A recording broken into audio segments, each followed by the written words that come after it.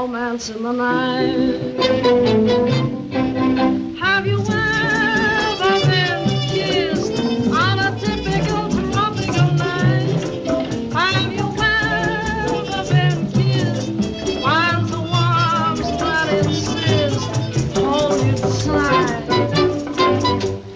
What a thrilling night.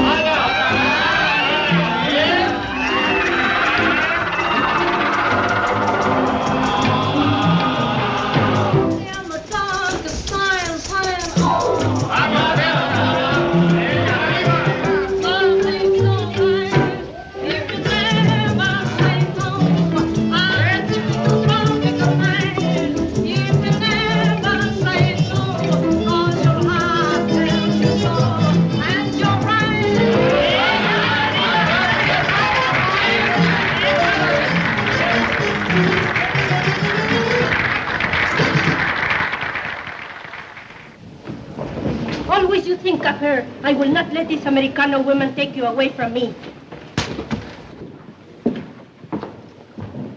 You mean more to me than anything in the world.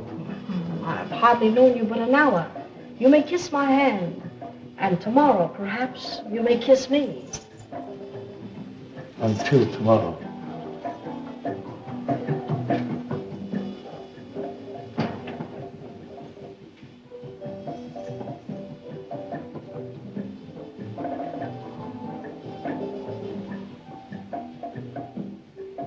A millionaire planter and an embassy officer. Zara, you're doing pretty good for yourself.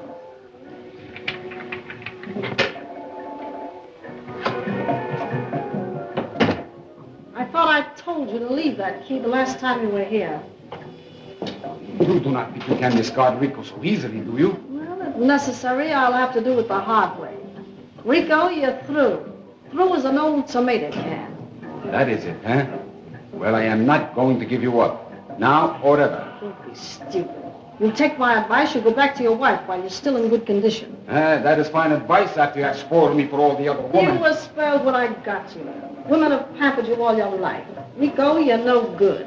Besides, you lied to me. You said you were single. And I loathe the liars.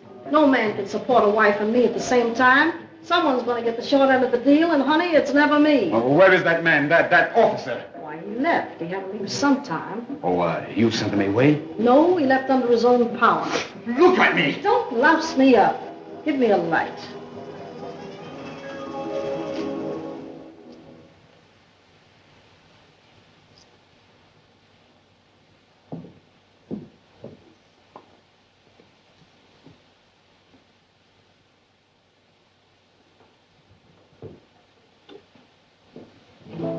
Isn't it wonderful? Uh-huh. Listen, Rico, where I come from, they call this pulling a fast one on you. Giving you the business. Don't you make yourself scarce, because I'm better than myself. Very well, Chiquita. Let us make an end. An end for the two of us. Well, what do you mean? If I cannot hold you in my arms any longer, no one else will ever get the chance. Well, why don't you shoot? Oh, you can't do it. No, you can't. Oh, what am I doing? What am I doing? That's what I'm trying to figure out. Oh, my darling, I love you. I love you. Zara, who is this? Who is this man? Why, I've never seen a man before in all my life. Why, Zara. Get out of here. Very well, I will go. Let me tell you something. She will do the same thing to you as she has done to me. Get out.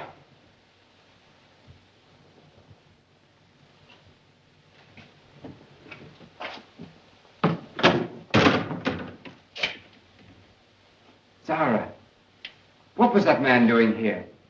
Philip, darling,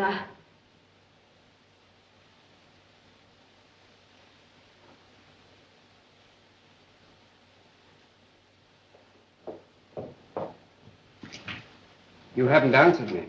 Why did you come? I told you. I love you. How can you expect me to stay away? Day after day I waited for you, and when you didn't come, Zara. Zara, darling, why do you stare at me like that? Surely this man hadn't... Zara. It's true, Philip. I don't ask forgiveness. I'm not worthy of it.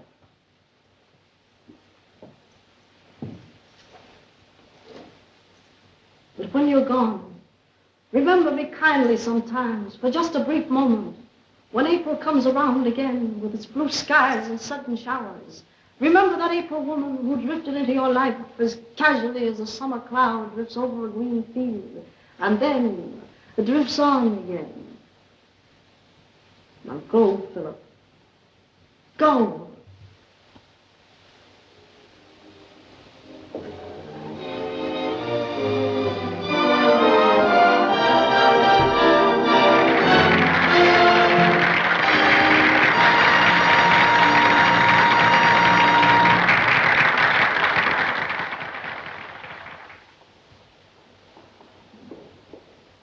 Ladies and gentlemen, we have persuaded one of the most glamorous personalities of the screen to come here so that you, in the spirit that is characteristic of you, may pay tribute in person to what you have heretofore only seen on the screen. I have the honor and the distinct pleasure of presenting the reigning queen of the cinema, Miss Marvis Ardell.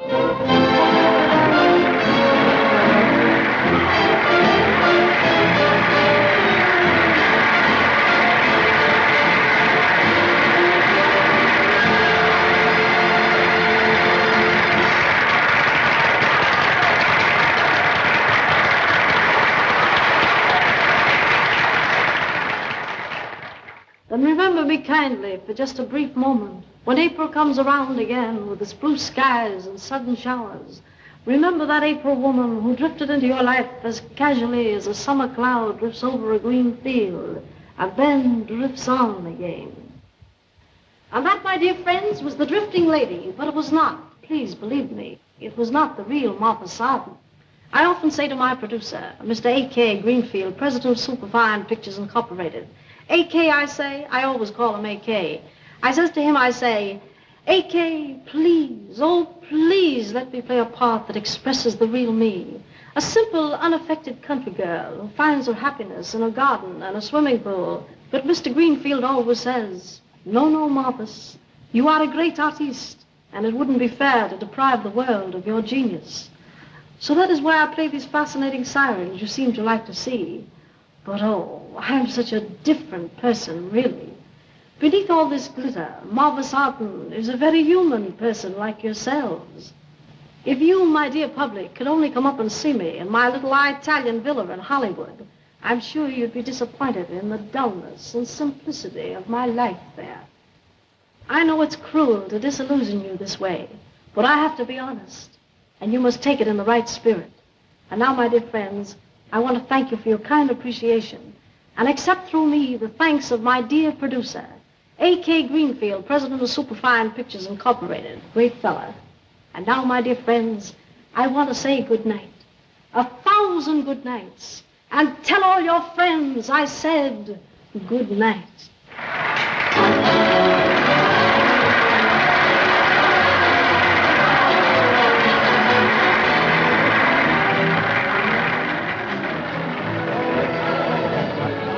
Sorry, gentlemen, but Miss Ardell cannot see all of you. Her time will not permit. You may go in, my friend, and you, and you. Why all those old guys? Why not some of those good-looking ones? It's part of my contract, young fella. Miss Ardell isn't supposed to marry for 5 years. Why make the job tough for her? Okay, you, sir. I'm sorry, but Miss Ardell... I'm Francis X. Harrigan. Oh, that's too bad. I beg your pardon.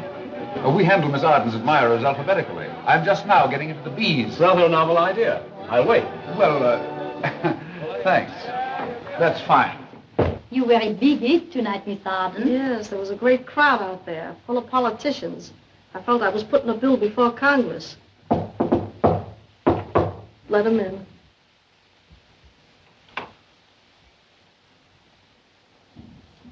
I just heard from A.K., your dear producer. What have I done now? What's he sore about? Nothing.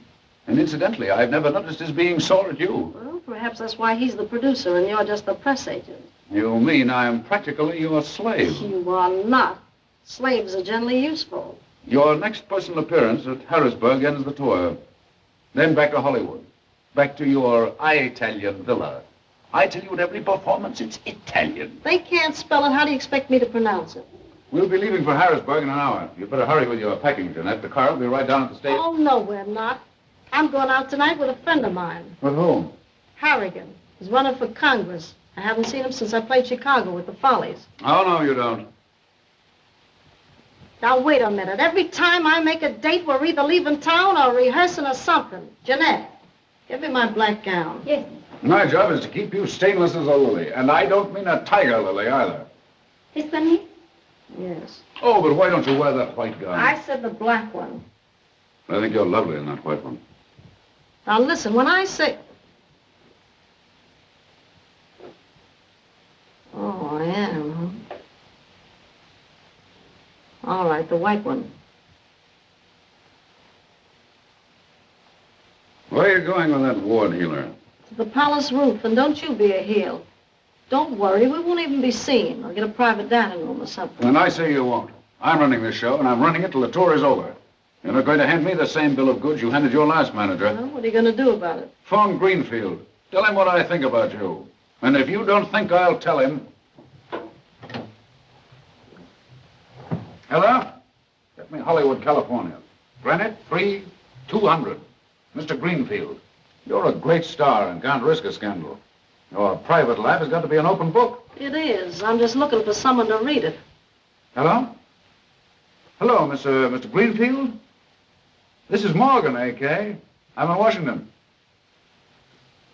Listen, I've got some bad news for you. Your favorite star is about to step out with some politician here. I tried to keep her out of the limelight with men. If she doesn't do what I tell her, you cancel her contract. That right? Right. Don't think I won't. Right. Right-hand man, huh?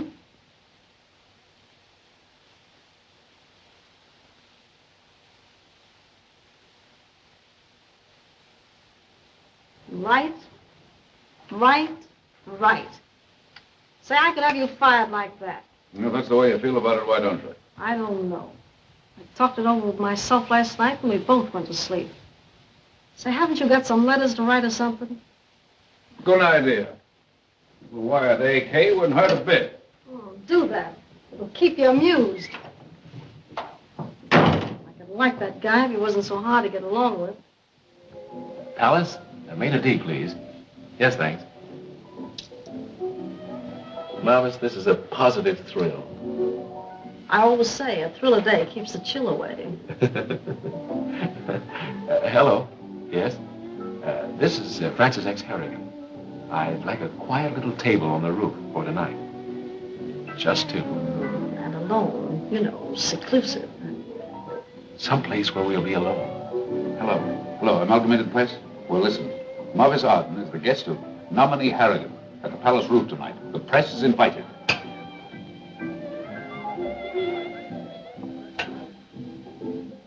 Hello, operator. The repertorial staff of the Union News Service is invited. Palace Roof. Okay, we'll cover the story. Hello, Paramount News? Oh, here's a hot one for you. Marvis Arden, the movie star, and Francis X. Harrigan are inviting the press to meet them at the Palace Roof tonight. You ought to get some great pictures.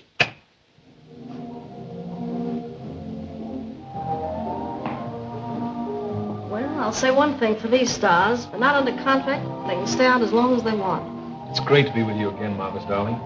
I haven't had much time for romance since I last saw you. I've devoted myself entirely to my career. So have I. But sometimes I do hear the call of the irresistible.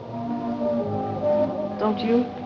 Yes, but in 2 hours you'll be on your way to Harrisburg, going out of my life again. That's in 2 hours from now.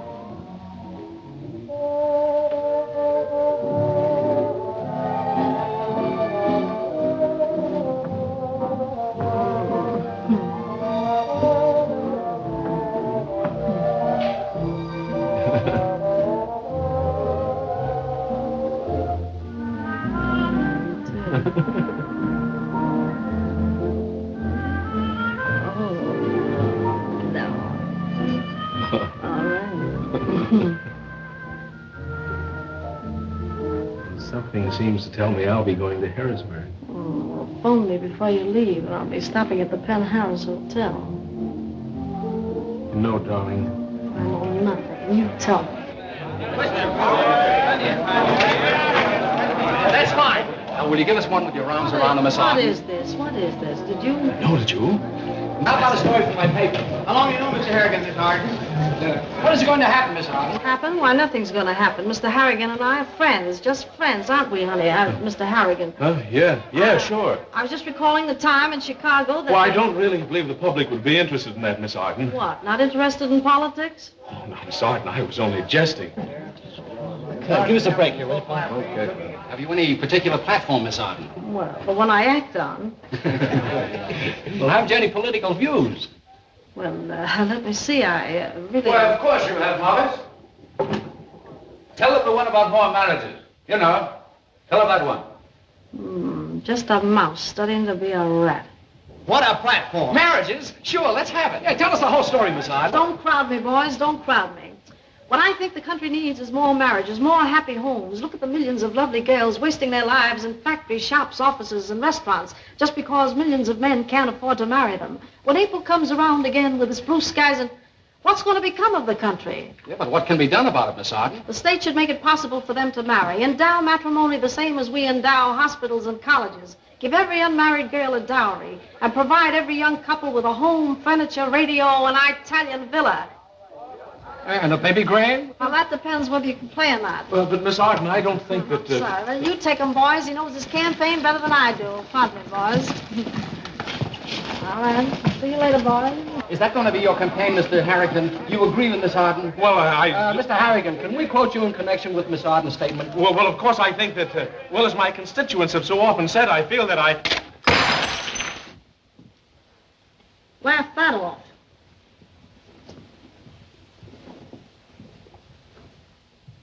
I hope the interview was satisfactory to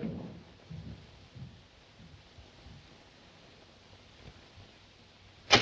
Marvis Arden advocates increased matrimony. Francis X. Harrigan endorses her views. People will think I've gone crazy. Hollywood and Washington unite in launching new campaign. Great grief. And then these pictures of us taken together. I'm ruined. Cummings, I want you to take a letter of protest at once. Send it to all the newspapers. Yes, sir. Well, let me see. To the editor. Dear sir, in the interest of justice, I must protest against the misleading statements that have been printed about Miss Marvis Arden and myself. Why, Francis, you old fox. What do you mean, old fox? I suppose you've seen the papers about you and Miss Arden. I certainly have. I suppose everybody's seen the papers. And if you think you can come here and gloat over me, Andy Kelton... What do you mean, gloat over you? I suppose you're going to try and pretend that you didn't realize what you were doing. But you can't fool me. It's the cleverest political move you ever made. Francis X. Harrigan. Cleverest? Why, the old maid school teacher's vote alone is enough to swing a presidential election. Well, of course. And with Marvis Arden behind you with her national reputation, why say? Well, I'm glad you approve of my little plan, Andy. Excuse me, sir. If you want this letter to the newspapers to get off in the next mail. Never mind that letter. Cancel the letter. Have my bags packed right away. Yes. And remind me to call the Penn Harris Hotel at 8 o'clock. Yes. You going away, Francis? Yes, I have got a little business in Harrisburg that I have to take care of. More marriages. It's not a bad idea at that.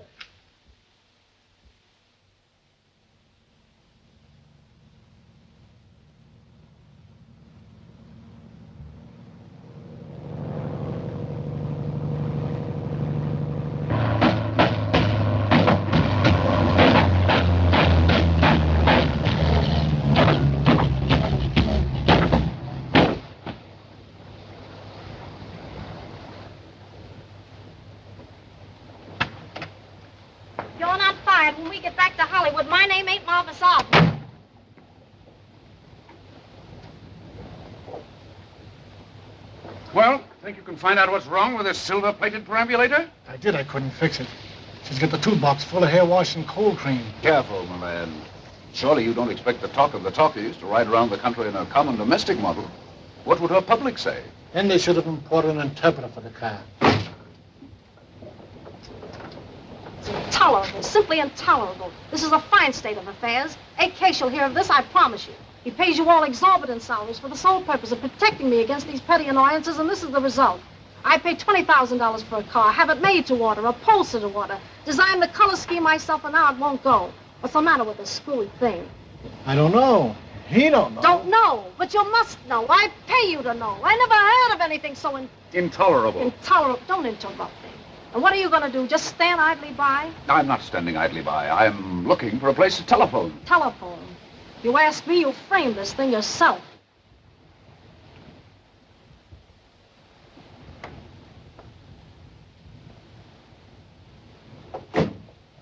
But, Mr. Morgan, You stay with the car.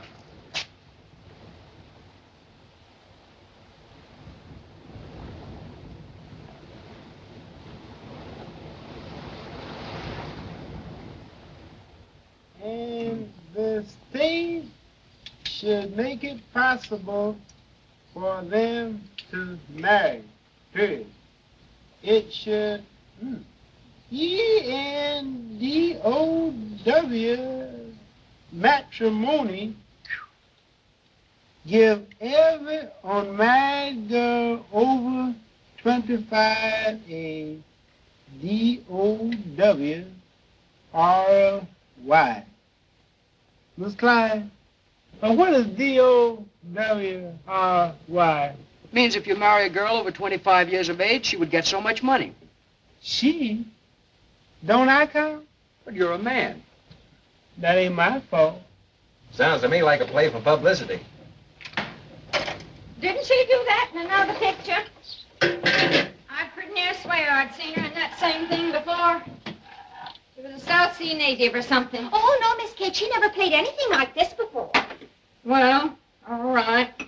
Then what happened? And then she's on a yacht with a rich banker. I don't know how she met him. You know how they cut pictures these days.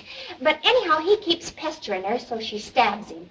Impulsive, I'd call her. Oh, it was wonderful, Miss Kate. And then when Miss Arden made her personal appearance, my goodness me, I thought my heart was just going to stop. You know, Movieland magazine gave her first place last month in the IT contest. It. Thank goodness I was born before the days of movies and it. Well, didn't they even have it then? They had it all right, but they didn't photograph it and put it to music. Oh.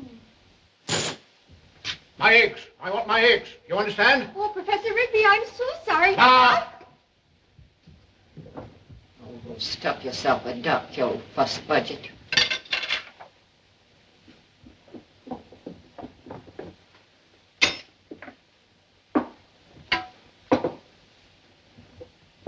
They're looking at me. What did you say, sir? They're looking at me.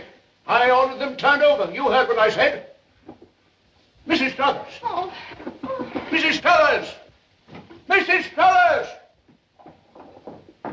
I'm so sorry, Herbert. Mrs. Struthers, I'm the oldest boarder here, and they're taking advantage of the fact. What was the trouble, Herbert? That's the trouble. They're staring at me. Oh, now, Gladys, you know that Mr. Rigby... Yes, I'll have them fixed right away, yes. If she went to bed nights instead of running round with that muscle-bound trifles. What's stirring? Oh, no, sir. Well, quit bawling, then. Professor Rigby talking to Mrs. Struthers about... Let him talk. Gladys, now see here, Keep Eddie. your place, please. I can't have a star boarder like Mr. Rigby upset because one of my employees wants to waste her time talking about a mere movie star. Mere? Why, the papers are full of them. And who cares? See here, Gladys. I will not tolerate delays with my boarders just because you want to stand around talking about a public figure. Public figure? Nobody's public that wants babies. Catherine. Oh, shucks. She just got through telling me things I never knew myself. Go on, get him some coffee before he yells himself out. Nothing seems to matter to you these days. Your home, your social standing, your pride, nothing. What pride? What social position? We're running a boarding house, ain't we? I think that's very unfair, Catherine. It's an economic condition solely. Why, do you think that for one moment, if I had any money, I'd allow Bud Norton to have that disgraceful gasoline station in front of a home that once entertained the leading socialites in Pennsylvania? Oh, you and your moss-bound ideas. Aunt Kate, you mustn't talk to Mother like that. Oh, it's all right, my dear. Nobody cares about me, what I think or what I do. It's all right. I'll leave you two alone for a minute and bang, you're at it again. If it wasn't for Bud helping us out with this filling station, it'd be pretty hard going for us, I can tell you. Oh, I don't know. You don't know? Then what are you hanging around him for? You goose. Why do you suppose? We'll be able to send for the car right away, sir. We just fixed the truck. It's working swell now. Good. Now may I use your telephone? Sorry, sir. It's out of order. How far is it to Harrisburg? 90 miles. Well, isn't that just dandy? No phone, 90 miles? I've got a personal appearance with Miss Arden at 8. You mean is Miss Arden in that broken-down car? I hope. You mean Miss Barbie Arden, the great movie star? I wouldn't be surprised. Oh, boy. Nicodemus! Nicodemus!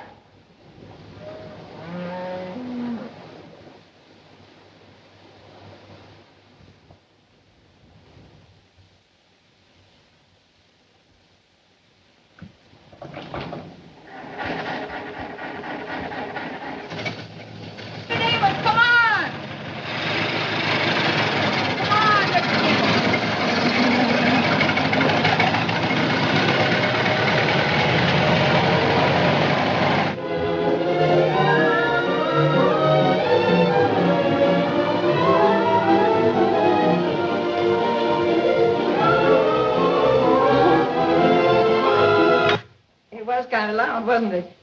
That is Carl Hudnut's orchestra. I was just trying to pick up the oboes. I know them. They're all oboes. Jack Benny had that joke Sunday night. Something I can do for you? Are you the proprietress? No, just Aunt Kate. Addie! Addie! Coming, Catherine. Can we stay here while our car is being fixed? There's a lot to be said for the old horse and buggy yet, ain't there? You said it. May I? It's a good cigar, you may. Folks around here smoke whip handles. Addie, this gentleman wants to know if his party can stay here till he gets his car fixed. Why, yes, of course. I have Miss Arden, the movie star. Margaret, Gladys.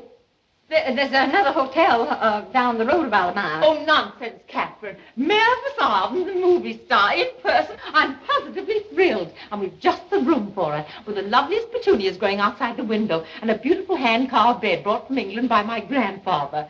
You see, I'm really not a boarding house mistress. An economic condition. Well, I'll just get the room ready. Come, Gladys. Are you Mr. Arden? No, my name is Morgan. Morgan? Not by any chance. No chance whatsoever. J.P. and I come from two distinct families. Officially, I'm Miss Arden's counsel for public relations. Yeah, I expect she has a good many, too. Well, I can see that you aren't exactly buried out here in the country, are you? No, just waiting around to be, I guess. Now tell me what a public relations, whatever it is, really is. Well, I believe I'm the last one in captivity. You see, Miss Arden is very attractive and temperamental. Yes, I read somewhere that she was very susceptible. Yes, well, that's one name for it. So the studio sends me along to see that she doesn't suscept too easily. Oh, yeah. You see, Miss Arden's contract won't permit her to marry for 5 years. My job is to see that she doesn't break that contract. Lucky you have a sense of humor. Humor and patience and a knowledge of the alienation of affection laws of every state. You don't The say. rooms are ready now in case you'd like to look at them. Excuse me.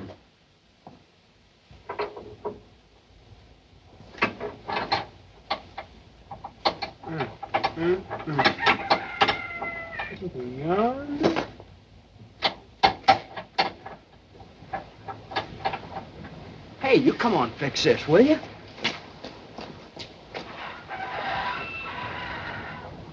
Well, if this ain't a surprise, who'd have thought I was going to see you again, right here, face to face? Boy, you were swelling that show last night, Miss Arden. Boy, you sure were. And were you grand and puzzled peacocks? Oh, gee, oh, gosh. Oh, gee, oh, gosh, don't you think we could discuss this better after you get us out of here? Say, we sure could, Miss Clyde. Miss Clyde, I got them together amongst one another. Well, Gladys will be glad when she hears about this. Come on.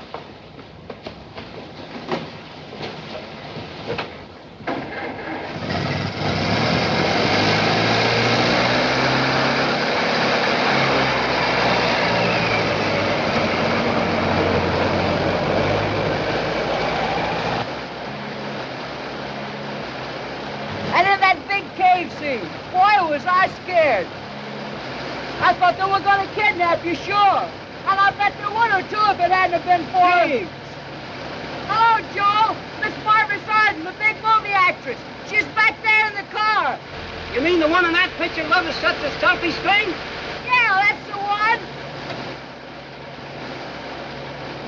Hiya, Bill. Margaret Arden, big movie star. What's the big movie star? People?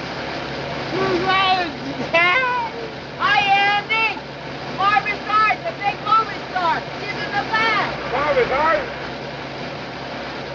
Turn on that radio for change. They're coming!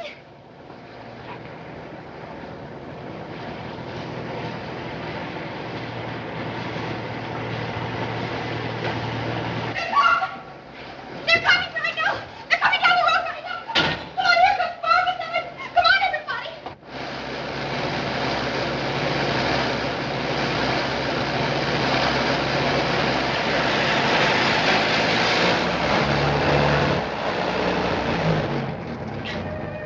Well, I hope so. It's marvelous. In my time, women with hair like that didn't come outside in the daylight. Sit back a minute. Sit back. Sit back. You rolling?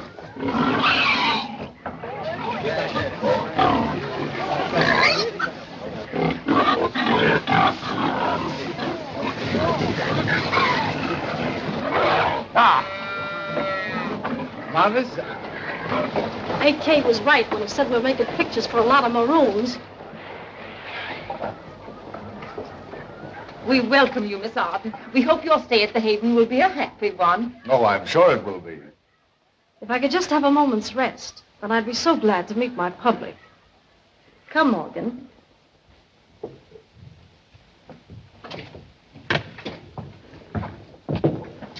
Marvis, please. Don't please me. You think I'd have walked 6 miles? Well, what am I supposed to do? Sit around this terrible dump? Why, a ghost would be willing to haunt this place for nothing. I wouldn't stay here if it was embroidered in jewels. Oh, my dear, I'm sure you don't want the good people to get the wrong impression of it. Oh, my dear, dear friends, what must you think of me? My tragic, tragic temperament. This tour has been just one intolerable thing after another. And we artists, we artistes, we live on our emotions, you know. How true. You must forgive me. Why, that's all right. I've been sort of on edge myself today. I assure you, I had no intentions of casting Aspersions. aspersions on your lovely home here. No, indeed. Miss Arden is quite overcome by it. Why, it's charming, but too charming. And your interior is just as picturesque as your ulterior. Miss Arden has had a very trying day and... Well, let me get you a nice hot cup of tea. Tea? Yes, you know, tea. Oh, tea. Oh, that would be simply divine, but I don't want to put you to any trouble. Oh, it's no trouble at all, my dear. No trouble at all. Let us get Miss Arden a cup of tea. Oh. Well, hurry up. Oh, yes. Charming girl. Miss Arden, I want you to know Mrs. Struthers and Aunt Kate. Mrs. Miss, young man, Miss Kate Barnaby. I'm glad to meet you. This is my great niece, Joyce. Miss Arden, this is indeed thrilling. Thank you so much. It's all so lovely, so very lovely. I've often said to my producer, A.K. Greenfield, president of Superfine Pictures Incorporated, you know, A.K., I said, if I ever build another house, it's going to be one of those simple little colonial cottages, just like this one here of yours. That's exactly what I want. Oh, Miss Arden, thank you. Thank you so much. And I have a lovely quiet room with a nice soft bed and a private bath for you. Why don't you go up and lie down, and I'll serve you tea up there. Then you can drink it in comfort and have a nice rest. Your maid's taken your things up already. Oh, she has she? Well, it does sound tempting, just to relax for a tiny moment. And now if you'll allow me to talk to Mr. Morgan alone, please, for just a moment. Why, of course. Come along, Joyce, Catherine. Now, don't get sore, Marvis. You think I'd have framed that marathon for myself? Why, you jump off a 10-story building into a bottle of ink if you thought you could keep me from getting to Harrisburg tonight. You figure I got a lot of phone calls coming in. You think I'm going to meet that guy Harrigan. Well, I am. I'm going to meet him if I have to fly there. Well, that's one way your public hasn't seen you. Don't be funny. I'll lift it up. Just put it under.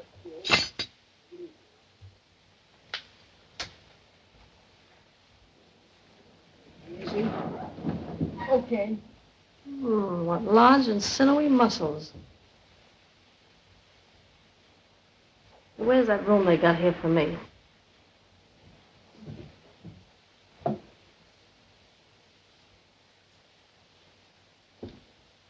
And I got here before I discovered I'd left my briefcase in Washington. If you'll go get it, I'll see to it that it's worth your while. Sure, Mr. Morgan. Boy, you don't know how you make me feel.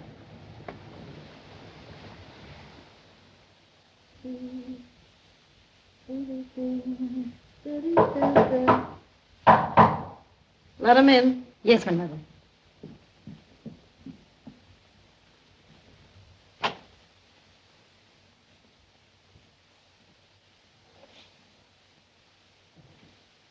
Marvis, you look charming. Don't I always? Yes, but particularly so now. I suppose it's the country air. Hmm. Well, we'll be leaving in the morning. Why the hurry? I like it here. In fact, my type should get better acquainted with farm life. And here's something else that may upset your plans a bit. The young man you saw through the window, the young man with the large and sinewy muscles, has just left for Washington. Why, you cheap... Keep it up. I'd like these country folk to get a load of their favorite star in action.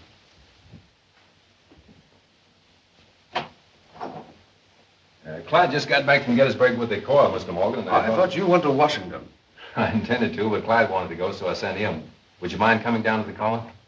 Yes, and as far as I'm concerned, Morgan, you can keep going down and down and down.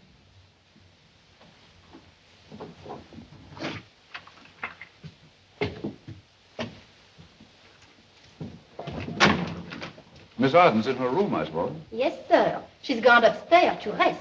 If I were you, I'd try to discourage any ideas she may have of coming outside. The people here tell me that the weather has been terrible for colds, and I wouldn't want Miss Arden to injure her voice. You understand? Yes, I think I do, sir. I thought you would. Thank you, sir.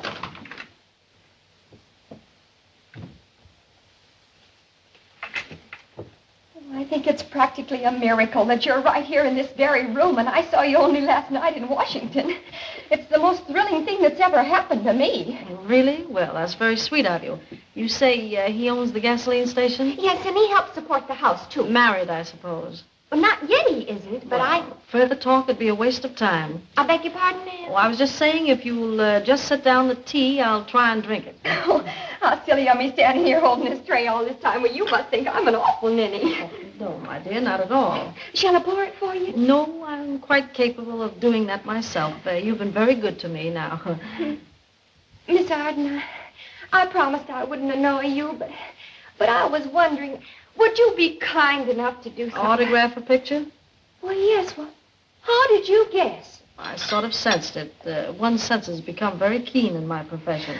I've got a beautiful picture of you over in my room. I'll run and get it. Lovely, but don't run, my dear. You might fall and get hurt. I'll be here for some time, I'm afraid. Oh, this is wonderful. Golly!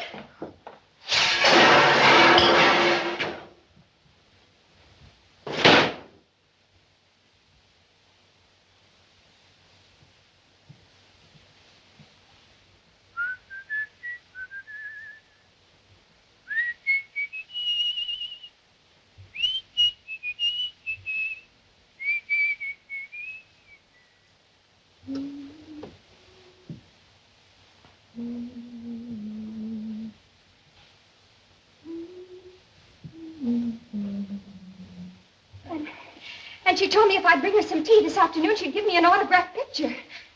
Just think of that, Joyce. An autographed picture from Miss Arden. Why don't you get a block of fresh cement? Maybe you could get her footprints. Well, you mean like at Grauman's Chinese Theater in Hollywood? I read about that. Well, do you think she would? No, silly. I was only joking. How does it look?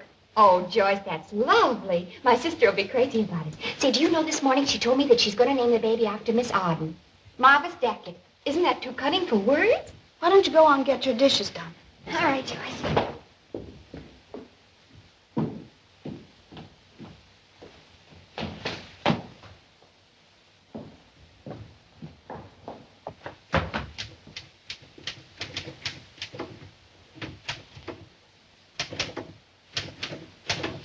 Mr. Morgan. Huh? there's a chance for me in the moving picture business? Well, I don't know. I understand that Superfine Pictures Incorporated is looking for a new stenographer. Well, I don't know how to typewrite. I only got as far as 6 feet. Oh, well, then, of course, you want to be an actress. Oh, Mr. Morgan. Mr. Morgan, now look.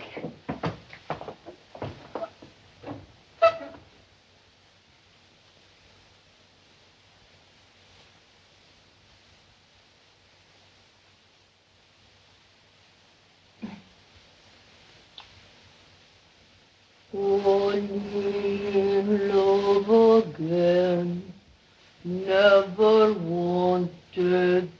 I've got it. Baby Leroy. Oh, no. Zizou fits. Oh, now, Mr. Morgan, you're just teasing me. I can take off Zizou, but that was Marlene Dietrich. Oh, I see. Can you take off the 4 Marx Brothers? You mean all at once? Well, gradually, if it'll be any easier for you. No, but I can practice. That's fine. You practice very hard, and then maybe I'll talk to you again before we leave for Hollywood. Oh, Mr. Morgan. Oh, that's just ducky.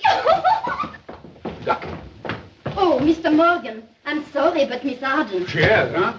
Not yet, but she's going to. I told her about the weather, and she said that wouldn't bother her any, because she was much better at pantomime anyhow. She's using pantomime, eh?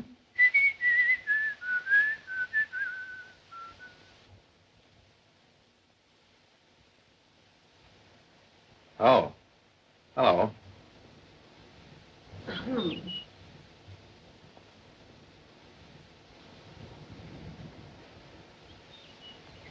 Nice and cool this afternoon.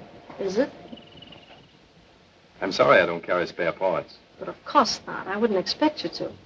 I'm terribly grateful for what you've done. But when I... Oh, that's all right. It's really an honor, you know, to be of service to you. You think so? That's sweet. Real sweet. You know, you remind me of someone I know. I do? Just who is it? Well, I have a brother in York. Lots of people get us mixed up. His name's Ed Norton. No, I've never been in York. Have you ever been in Hollywood? Hollywood? No, but I'd sure like to go.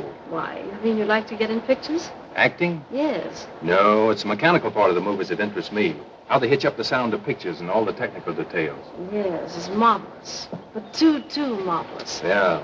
Well, I think I could do it a whole lot better. Is that so? You see, I've always been crazy about machinery, autos, radios, and all that junk. You know, put things together and take them apart. Yes. Oh, like Einstein. I'm not that good, no. You never know. I've been working on a new principle of sound recording, and I think I got something. Oh, it's lovely. What is it? Oh, it's probably not worth a darn. Now, don't be modest. Modesty never gets you anything. I know. Now, show it to me. It's all pretty technical. I'm afraid you wouldn't understand. You don't know what an understanding person I can be, especially when it's in connection with pictures. Why, it's my life. Now, won't you tell me? Of course, you know the principle of synchronization of sound in pictures. Alternating currents of light that vary with the intensity of electrons. Oh, yes. Yes, indeed. Good. Now, my idea is to utilize the theory of the stroboscope. The what? The stroboscope. Oh, yes, of course. That is, the loudspeaker makes one vibration for every time light passes the photocell. You could use an oscilloscope for that. Why not? No reason at all. You could. That would take care of the rotating, vibrating, or oscillating movements, which you have to blur under direct illumination. I think this sketch showed it plainly. Oh, you draw beautifully. Oh, this is just rough. Now, look here. You see this line here represents the direction of the light ray. Right. It's a cunning little line, isn't it? And where these two lines cross... You know, you have beautiful hair for a man. Well, it's thick anyway. Wash it a lot. That's the secret. They tell you not to wash it, but that's an exploded theory. Oh. And where these two lines cross... It's hard to explain on paper. Why, you're doing beautifully. I couldn't draw a straight line myself. I tell you, I got a model in the workshop. One I've been working on, if you'd like to see that. Oh, in the workshop, huh? Oh, I just love to see your model.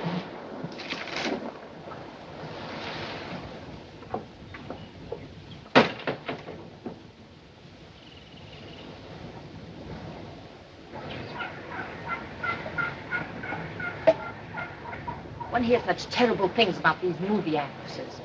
But I saw at once that she was a real lady. Bah!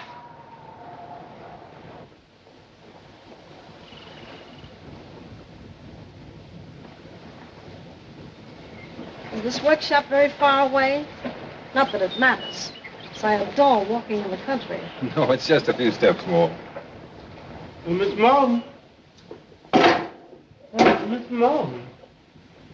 They say I was very good. In fact, they said that I was putrid. I'm glad to hear that. 2 arms. 2 arms. The British is coming. What are you talking about? Well, I was in the 3rd act. 3rd act of what? What I was going to tell you about. I was Paul Revere. You were Paul Revere. They lighten me up. Well, I'll enlighten you up. I'm busy. One of these days somebody will see me dance off this holy one. I ain't gonna have to do it. Wait a minute. I ain't said anything. I ain't said a thing. I ain't opened my mouth. This fella, Paul Revere, wasn't he the guy that roused the neighborhood and told them the British were coming? Didn't you know he was? I ride my horse till death a part of him be. Splendid. Huh? How would you like to be Paul Revere in real life? For $10, I mean. Well, there it is. Isn't it lovely? Mrs. Strella's built it for a garage in more optimistic times. Why, it's marvelous. I could tell at a glance it's going to be sensational. Oh, that isn't the invention, Miss Arden. That's just the insides from an old phonograph. Oh, of course, how stupid of me. Well, you see, I've never seen the infernal organs of a phonograph before. I'll have to darken the room a bit. Do you mind? Why, no, go right ahead.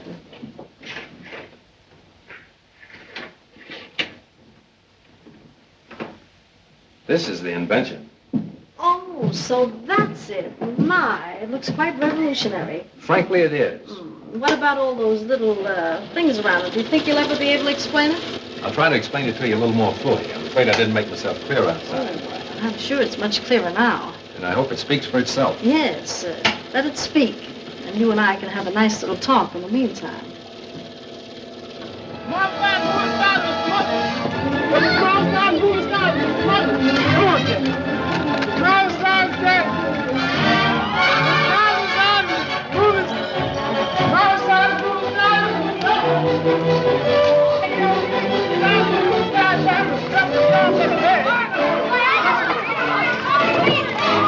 You see, I've synchronized light and motion.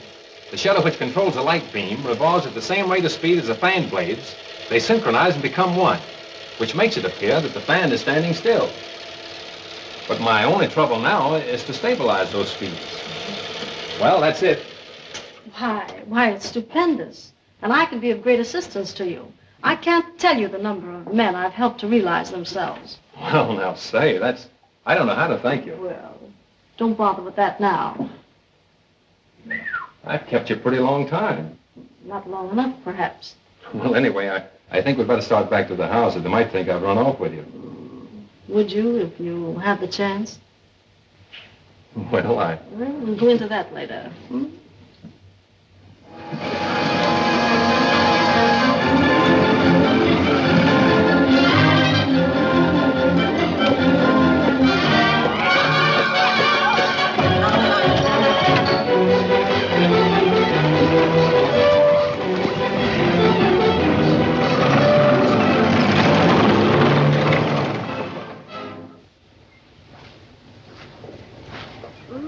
Hey.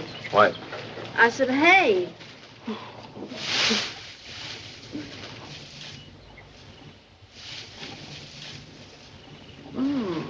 Reminds me of my first picture, The Farmer's Daughter. Do you remember it? Well, it sounds familiar.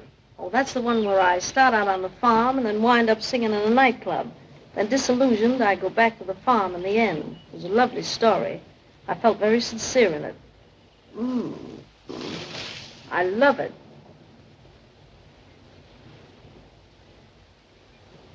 Come on, you girl. Over you go. I wonder who that is. That guy. That's what you get for being famous, Miss Arden.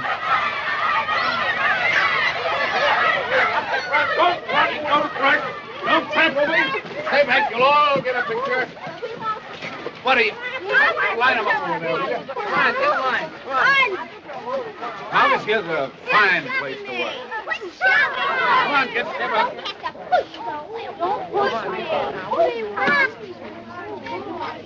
Thank you, Miss Arden. What are you doing in the haystack, looking for a needle? No, four-leaf clover.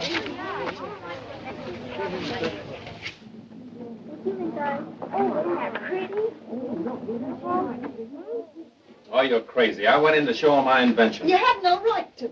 No right to. What do you think I am, a cigar store Indian? I only wish I'd met a cigar store Indian first. Oh, so that's the way it is it? You can take it any way you want and like it. We've never had any Casanovas in our family, and we're not going to start now. What are you trying to tell me, that I fell for... For what? Miss Arden? That proves it.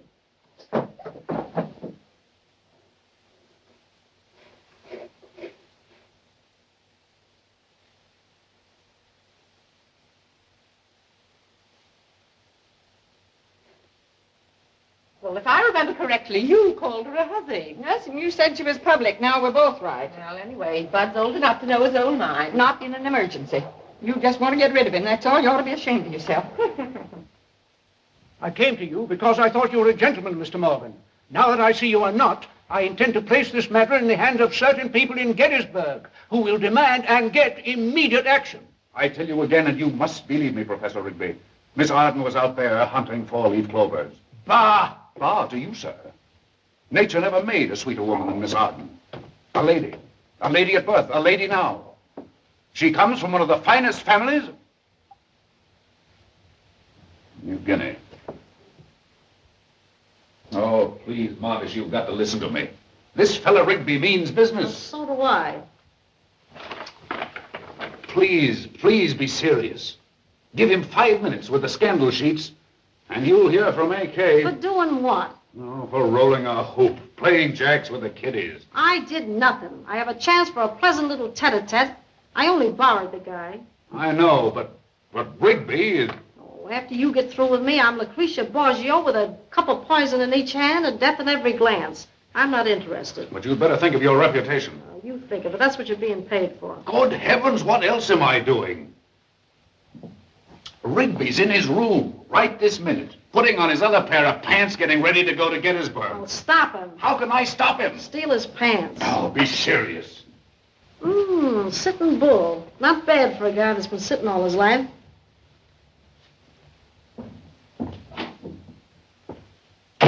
Bah!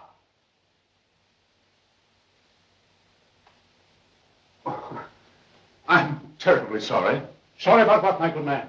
Yes, to be sure. What? I'll tell you what I'm sorry about, Professor Rigby. I only wish I were you. You what? If I could only... No, that couldn't be. I'm her manager. Her manager.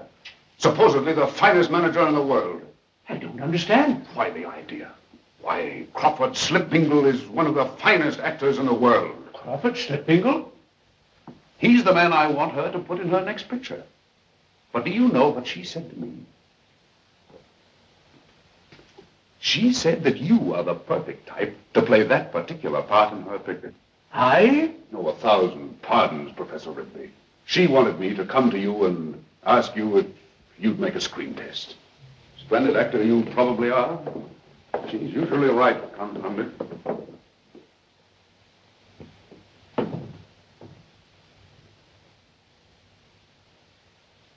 To be or not to be, that is the question.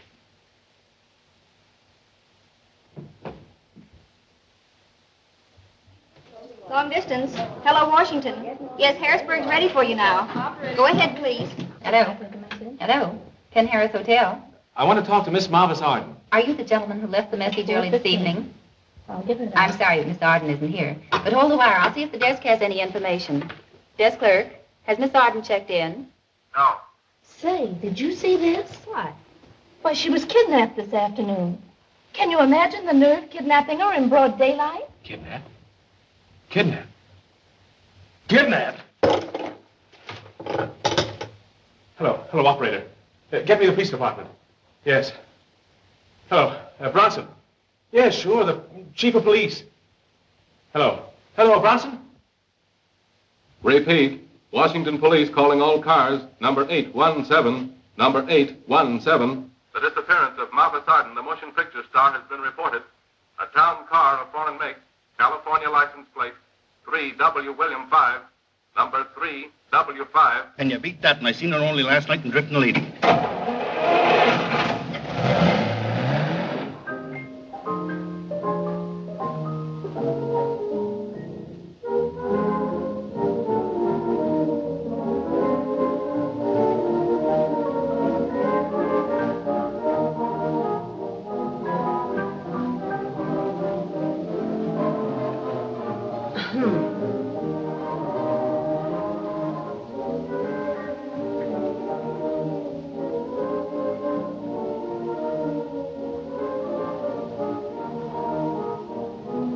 The music, Annie. Oh, I'm sorry, Miss Arden. I'm using it to adjust my invention.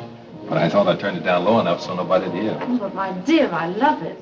Go right ahead with your work. Well, I won't even know you're here.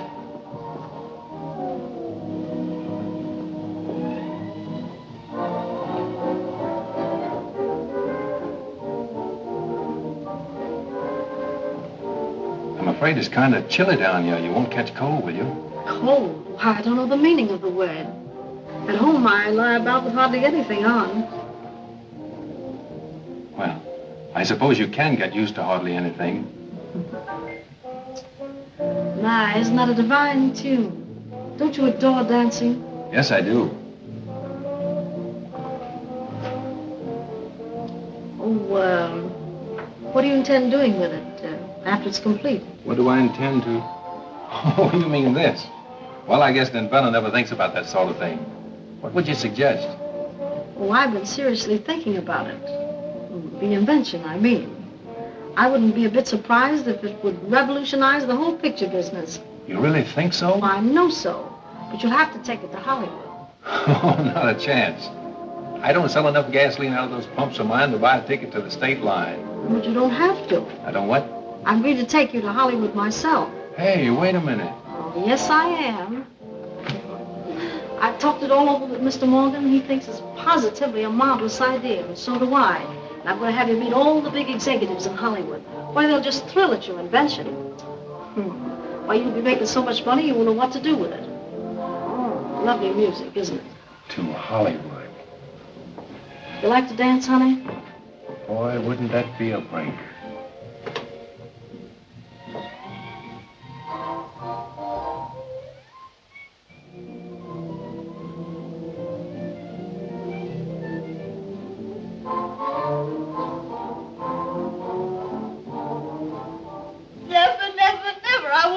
With Bud Norton if he was the finest man in the world. That's what he is, and you know it. I do not know it. Oh, Aunt Kate, I love Bud, but I'm crazy about him only now. But now what? My pride. Your pride?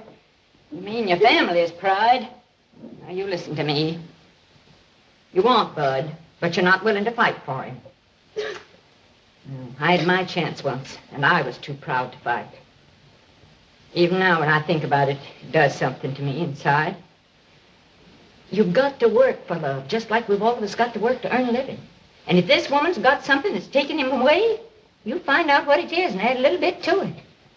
If the going gets too tough, or sock below the belt, sometimes you just have to do it.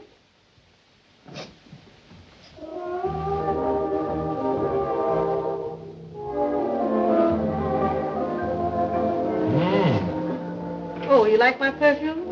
Oh, so that's what it is. Palais de Mort, which means speaking of love. No, perfume's a wonderful thing. Why, do you know they make it out of the darndest things? Horses' hooves, potato peelings, and coal tar, and... Why, do you know there are over 600 byproducts of coal tar? Well, I always say science is golden or something like that. You mean silence is golden? Yeah, golden. 18 karat, you know.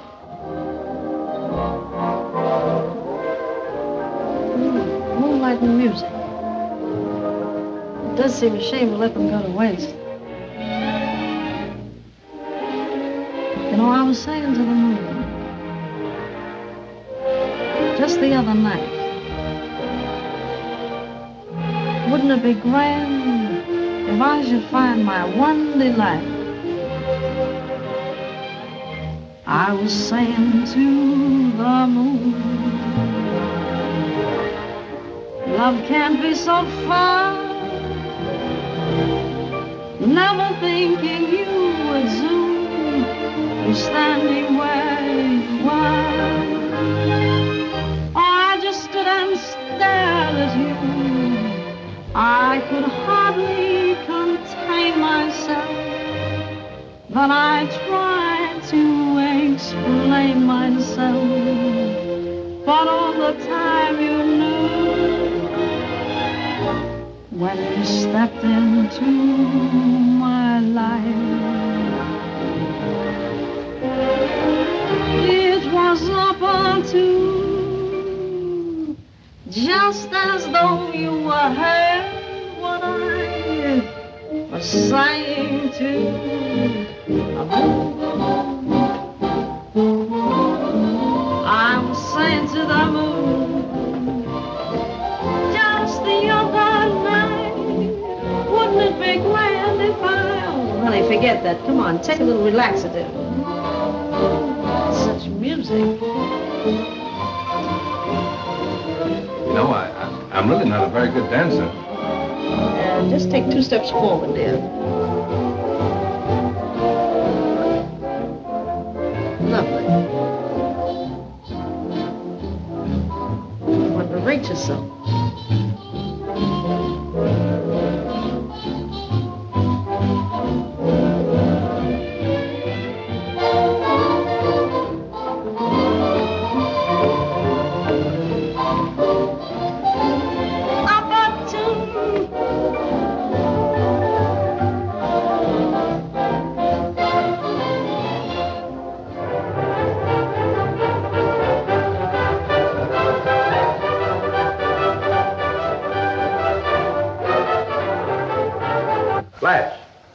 Margaret, beautiful motion picture actress, was reported kidnapped tonight while en route from Washington, D.C. to Harrisburg on a personal appearance tour.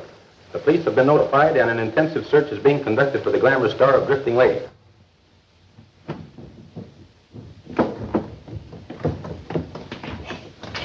He's a kidnapper. He's a kidnapper. Who's a what? Indian Mare. He kidnapped Martha Sargent. It says so over the radio. We gotta get a gun. We gotta get the police at Gettysburg. Come on. Oh, he's kidnapped her. Why don't she say something? Why don't she do something? Well, maybe he threatened her life if he does. Maybe he's gonna throw acid in her face. Come on, what do we do? Come on, come on. I know what to do.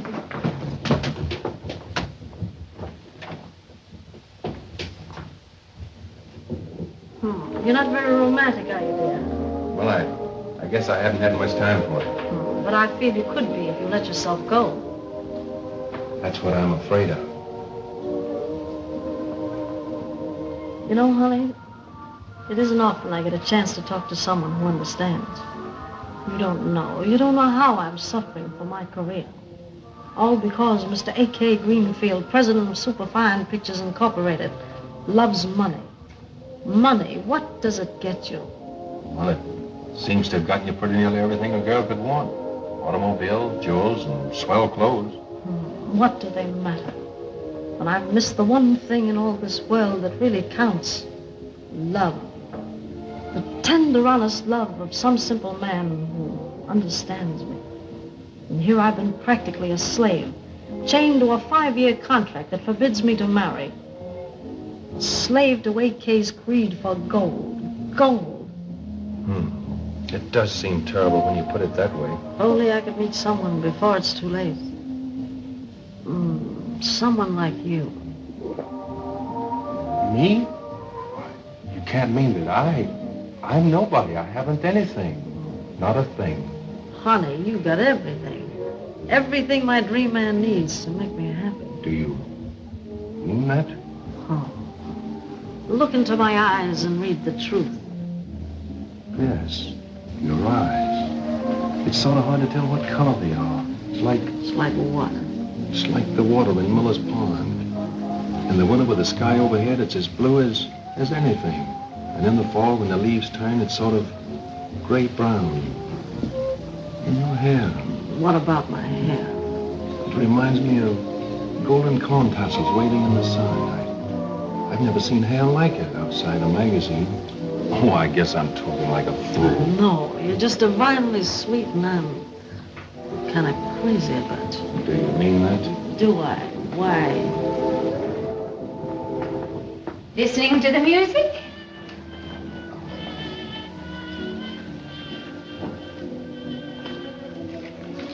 No, Aunt Kate, I was just working on my drawings. Well, keep right on working. Miss Arden heard the music and came down to listen to it. Oh, music lover. Well, then, we can all sit down here and enjoy it together. Perhaps we had better turn it off. We seem to be disturbing everybody. Oh, don't. Tisn't often we get a chance at any nightlife in this house. Maybe you don't give it a chance to develop.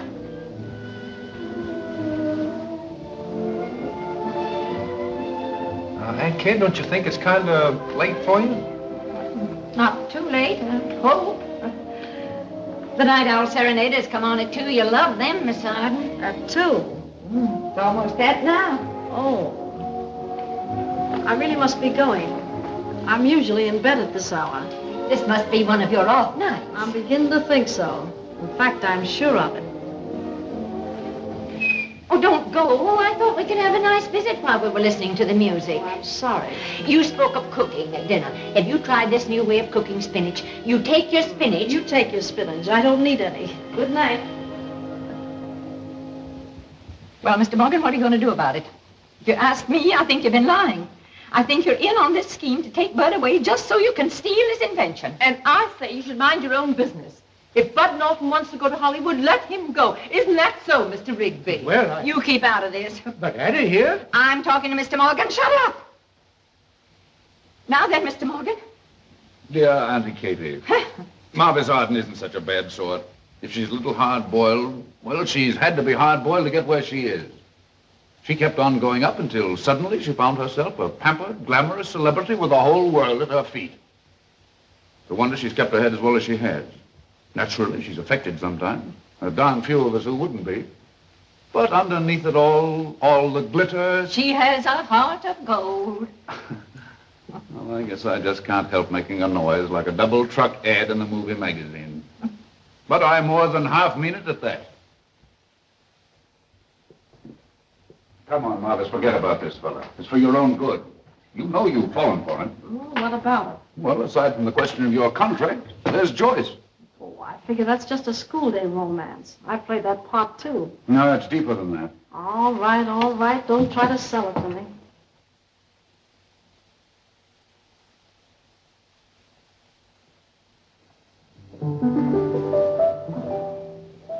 You know that chap's invention probably isn't worth a nickel. Yes, and it might be worth $1 million.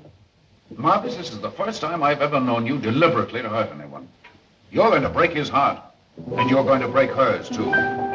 They're crazy about each other. So what? I'm only interested in his invention. And besides, I have a right to my feelings, too. Well, that's different. These two may never be rich or amount to much, but they've got each other.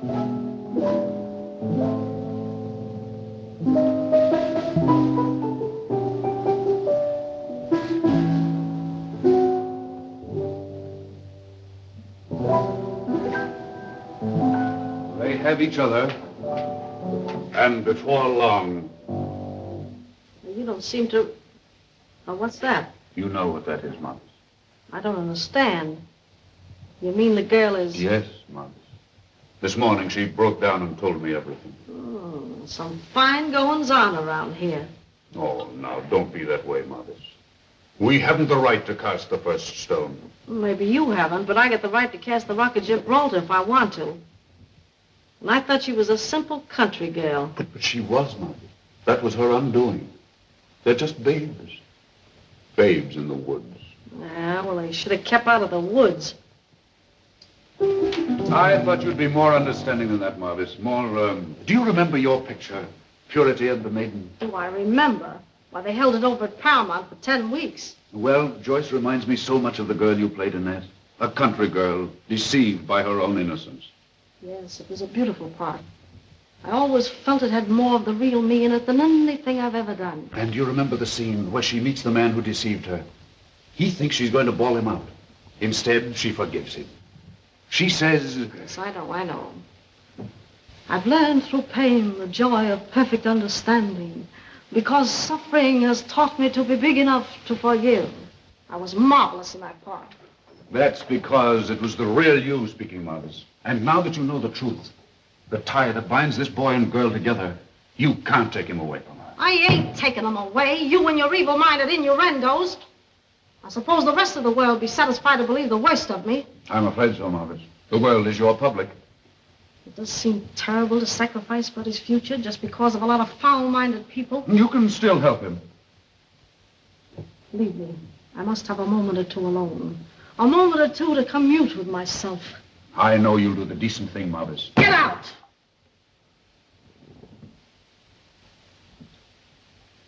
There ain't been any scandal yet. You can thank me for that. But now, if you let him go without fighting for him, you ought to be trounced with a wet willow branch. There's nothing I can do. It's too late. Oh, fiddlesticks. Mr. Morgan, did she listen to you this morning? Did she say she would? What she says doesn't mean a thing. It's what she does that counts. She hasn't made a move yet.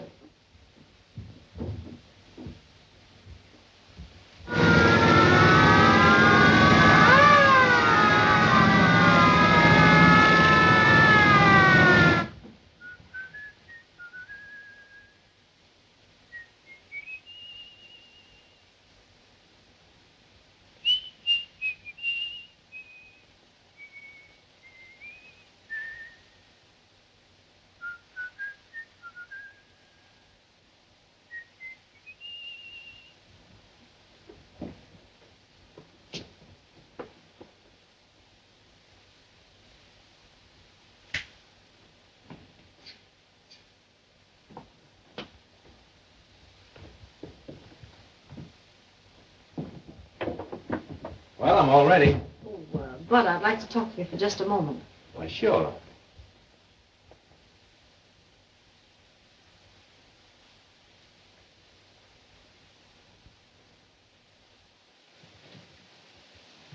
You must be brave, my dear. I won't be able to take you with me to Hollywood after all. Oh.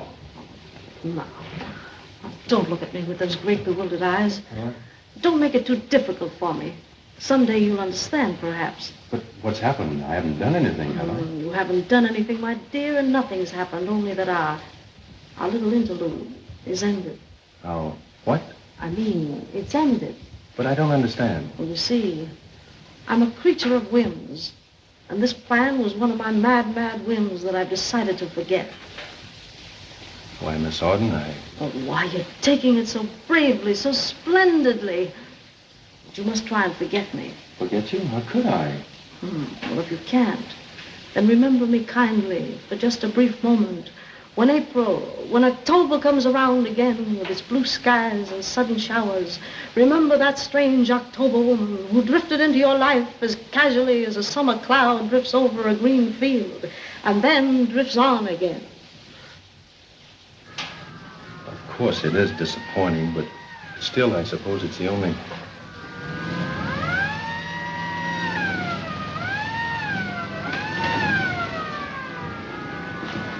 Oh, be careful. I'm sorry. Why, it'd break Gladys's sister's heart if her baby didn't get this sweater now. Who did you say? Gladys's sister. She's got the cutest baby you ever saw.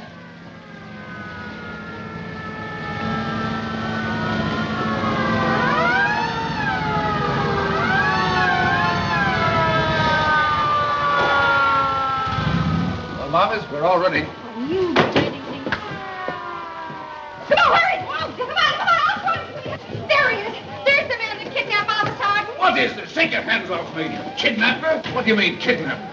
I'm a press agent, you fools. Listen, tell these fellas who I am. With pleasure. Why, he's a wolf in wolf's clothing. That's enough for me, ma'am. All right, take him out. Thank heaven I found you in time, Marvis. He'll pay for this. Kidnapping is a federal offense, and if he doesn't hang, it'll surprise me. Hang? You mean they really believe he kidnapped me? What, didn't he? Why, no, I thought this was a joke. And you were paying him back with one of his own tricks. just a minute, officers. I'd like to explain. You don't have to explain anything to me now. What a chump I have Now been. listen, Morgan. Don't Morgan me. I'm through with your press agent. I wasn't checking and double-checking on you just because I was loyal to AK. Well, maybe I was when I first took the job, but I got to like you because I thought you had some feeling. Then I found I liked you even more because you didn't. Oh, you did, huh? Oh, do you boys mind stepping inside for just a moment? Now listen, Holly. You'll probably laugh at me when I tell you, Joyce, but What? I believe she had a case on me. What's your name? Mrs. Struthers. What kind of a place is this?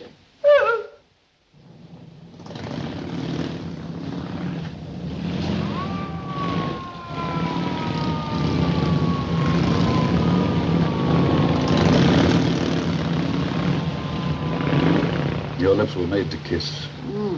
That's what I use it for. But for me only. From now on, there'll be no other men. Men of my life. Oh, yeah? AK shall hear of this, I promise you. Oh.